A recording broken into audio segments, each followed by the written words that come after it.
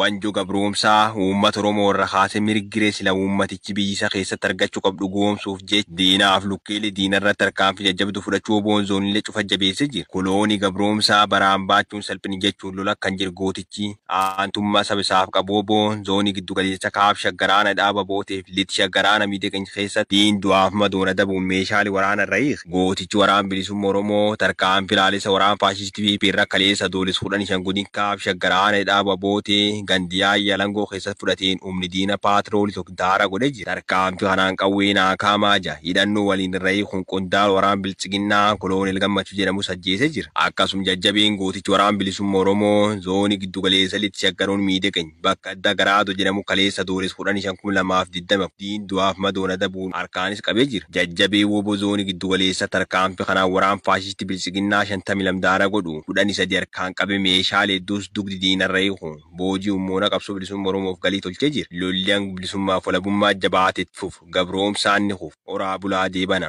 Eellam wallaggaadhaan filloon loltoonni impaayera Itoophiyaa dargaggoota rasaasaan madeessan jaalir budhugaa dabalata qabdi. Dargaggoota Oromoo gaadee qabee hidhuu fi rasaasaan rukutuun ola deemoo irbaata rasaasaa gochaa kan jiru waraanni faashistii Abiy Ahimadiin durfamu kutaalee Oromiyaa adda addaatti duula duguggaa sanyii labseen uummanni Oromoo lafarraa dhumaa jira. Haaluma kanaan godina Qellem Wallaggaa aanaan fillootti loltoonni impaayera Itoophiyaa dargaggoota rasaasaan dha'anii madeessaniiru. Aanaan filloo ganda suddii jedhamu keessatti dargaggoo maqaan isaa Maamush Said jedhamu guyyaa kaleessaa jechuun gaafa adoolessa 15/2024 naannoo sa'a 9tti humni goolessituu raayyaa ittisa impaayerettii jedhaman rasaasatti dhukaasuun harka isaa madeessanii jiraachuu namoonni itti dhiyeenyaan argan ni dubbatu.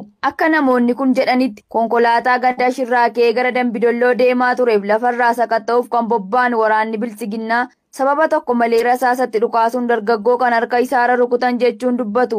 Aanichatti yakkoonni gara jabina adda addaa harka loltoota sirnichaan hawaasa nagaa irratti garmalee raawwatamaa jiraachuutti dabaluun ibsaniiru. Godina Arsii Bahaa keessatti raarsaan uummata irra loltoota fi raawwatu jabaateef fufe jaalkenna sabaa dabalata qaba. Godina Arsii Bahaa aanaa Muneessaa keessatti nama maqaan isaa Qaabatoo Buttaa jedhamu maqaa ilma keettu miseensa wobootii jedhuun baatii 7 dura erga hidhanii hanga har'aatti nama kana gidirsaa jiraachuu jiraattonni dubbatu.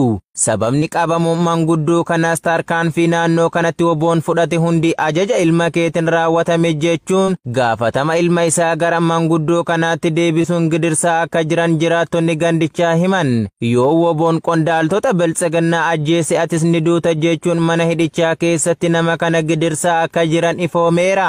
Erga isa hidhatti darbatanii boodas mana jireenya isaa magaalaa Qarsaa ganda duwwaa tokko keessa jiru akka hin jiraanne dhoorkuun maatiinis lubbuu isaanii oolfachuuf jecha gara magaalaa birootti akka baqatan taasisaniirus jedhan. Haaluma wal fakkaatuun aanaa Eeban Arsii Ambaa Goda Sadee jedhamu keessatti nama maqaan isaa Fayyisaa Badhaasoo jedhamu haadha mana isaa aadde Walalaa Koollee fi Caaltuu Fayyisaa intala isaa waggaa 4 mana hidhichaa keessatti dararaa akka turanii fi aadde Walalaa baatii kana keessa gaafa adoolessa 2024 mana hidhaa irraa akka baasanii fi abbaa intalaa hanga ammaatti illee gidirsaa akka jiran dubbatu. Erga hidhaa irraa baatee boodas lafa ishee akka hin qotanne ugguranii jiraachuu dabaluun ibsaniiru. Duulli biqiltoota dhaabuu murna bilchiginnaan adeemaa jiru. Bu'aa siyaasaaf oolaa jiraachuu jiraattonni magaalaa Shaggar Sitii irraa har'aatti biyyoolessa Oromiyaa dubbisiman jaala caaluu roobaa akka ta'an nutti isiniif dhiyeessa. Impaayera Itoophiyaatti hojiileen aangawoota sirnichaan hojjetaman irra keessi isaa gaarii fakkaachuun yeroo hedduu miidiyaaf kan dhiyaatu keessoon isaa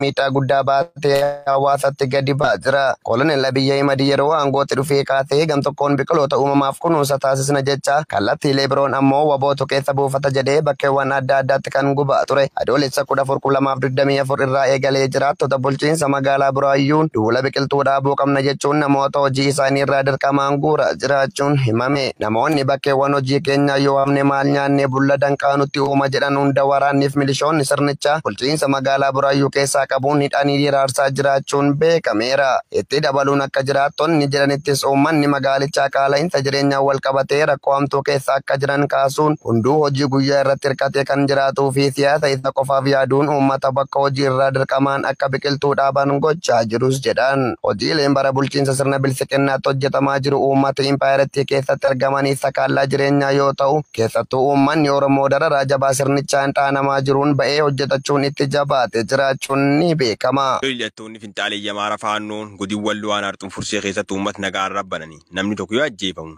namoonni 5 madaa'uun qabeenyi jiraattotaas manca'e. Jaalaqaafan fayyeeraa akka ta'an isiniif dhiyeessa. Murni bilchiginnaa fi hidhattoonni finxaaleeyyii Amaaraa faannoon akkuma beekamu aadaa, duudhaa, safuu fi eenyummaa uummata Oromoo Walloo dhabamsiisuuf duula duguuggaa sanyii uummaticha irratti raawwachuu kan eegalan waggoota hedduu haala lakkoofsisan iyyuu malee kan bara 2019 hanga 2024 kana irratti geggeeffamaa jiru. Fedhii lafa babal'ifannaa kan hawaasicha lafarraa balleessuu, qabeenya jalaa saamuu, hubanii barbadeessuu fi qeerraa godaansisuu ta'ee jira. Akkuma kanaanis kaaba Oromiyaa godina Walloo aanaa Arxummaa Fursee keessatti adoolessa 15 2024 bakkoota akka Diidoo fi Cirriitti sa'a 9 irraa eegaluun lola hidhattoonni finxaaleeyyii Amaaraa faannoon uummata nagaa irratti bananiin namni tokko ajjeefamuun namni 5 madaa'uun qabeenyi jiraattotaas manca'eeraa jedhu. Namoota humnoota badii finxaaleeyyii faannoo kanaan ajjeefaman keessaa Hussein Umar jiraataa ganda haroo kan ta'e keessatti kan argamu yoo ta'u, warroonni madaa'an ammoo abbaa fi ilma Hussein Umarii fi Umar Hussein magaalaa Caffaa Roobbitirraa, Usmaan Hasan Ammee ganda Jaarraa, Adam Muhammad Adam ganda Jaarraa, Adam Muhammad Alii ganda Jaarraa kan ta'an madaa'uu fi madoon isaaniillee cimaa akka ta'e jiraattonni dabaluun himaniiru. Akka jiraataan tokko NM'tti himetti adoolessa 15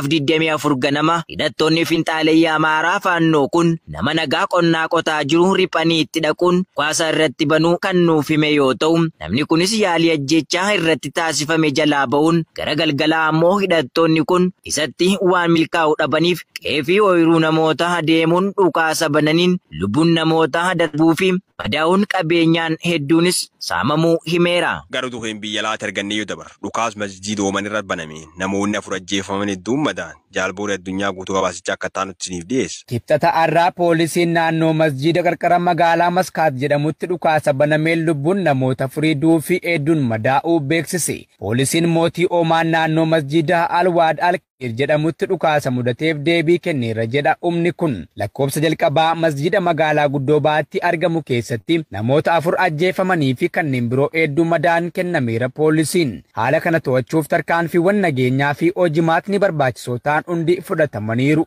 jedheera. Itti dabaluudhaanis aangaa'onni ragaa walitti qabuu fi qorannoo geggeessuu itti fufanii jiru. Haala taate kanaa wal qabatee jiru ni saaxilu jedheera. Mul'anni miidiyaa hawaasaa irratti mul'ate namoonni 10 lakkaa'aman naannoo masjiida Imaam Aliitti yeroo dhukaasni dhaga'amutti baqachaa akka jiran agarsiisa. Haleellaan akkasii Oomaan keessatti garmalee xiqqaa ture. Imbaaziin Ameerikaa Maskaat jiru dhukaasa kana hordofuun akeekkachiisa nageenyaa kan baase yoo ta'u, kibxata har'aa beellama viizaa hunda haqeera. Lammiileen Ameerikaa dammaqinaan eeguu oduu biyya keessaa hordofuu fi kallattii aangaa'onni naannoo kennan dhaggeeffachuu qabu jechuun imbaasichi waltajjii miidiyaa hawaasaa irratti barreesse.